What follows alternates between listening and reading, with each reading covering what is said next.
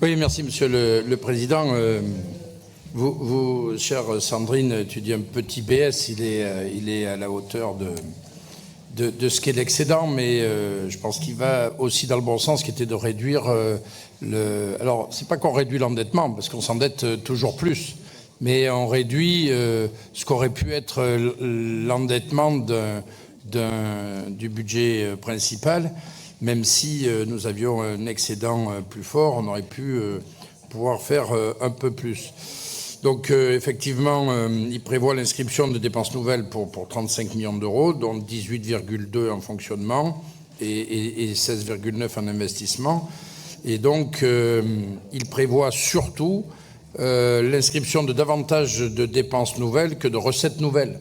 Parce qu'en fait, on n'a que 4 millions d'euros de recettes nouvelles hors reprise de l'excédent 2024. Donc, section par section, il introduit une nouvelle dégradation à venir de la situation financière de la collectivité, parce que plus 9 millions d'euros de recettes en fonctionnement et contre 18,2 de dépenses à financer et moins 5 de recettes en investissement, alors que les dépenses supplémentaires sont introduites à hauteur de 16,9. Donc l'autofinancement et l'épargne brute et l'épargne nette devraient une nouvelle fois se dégrader hors des dépenses de fonctionnement supérieures à celles des recettes de fonctionnement. Donc l'analyse de ce BS, donc on confirme quand même une dépendance à l'emprunt sans un autre modèle de financement. Donc on a discuté ce matin, mais la région reste très dépendante de l'emprunt sans aucune réforme structurelle qui soit amorcée pour faire face aux baisses durables de ressources, que ce soit la TVA ou la FCTVA, et qui s'annoncent dans l'avenir et dans le cadre des futurs PLF. Je pense qu'on a besoin véritablement d'un plan d'efficience qui n'est toujours pas présenté pour contenir les hausses de dépenses de fonctionnement et d'intervention et stabiliser, voire consolider le niveau d'autofinancement. Dans ces conditions, le niveau d'investissement reste trop élevé pour la région qui ne dispose pas des leviers pour le financer en dehors de l'emprunt. Donc on n'a pas de réserve constituée et sur lesquelles s'appuyer aujourd'hui, pas plus que le niveau d'épargne nette trop bas, ni les recettes d'investissement qui ne sont pas pérennes à ce jour.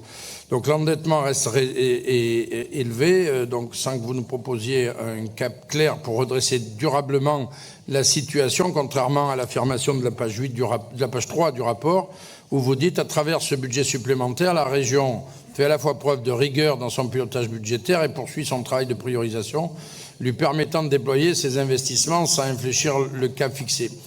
Donc ça s'améliore, mais ce n'est pas encore tout ça. Donc nous supposons que très clairement ce plan d'efficience des dépenses et ses priorités d'investissement seront le sujet du prochain conseil régional avec les orientations budgétaires.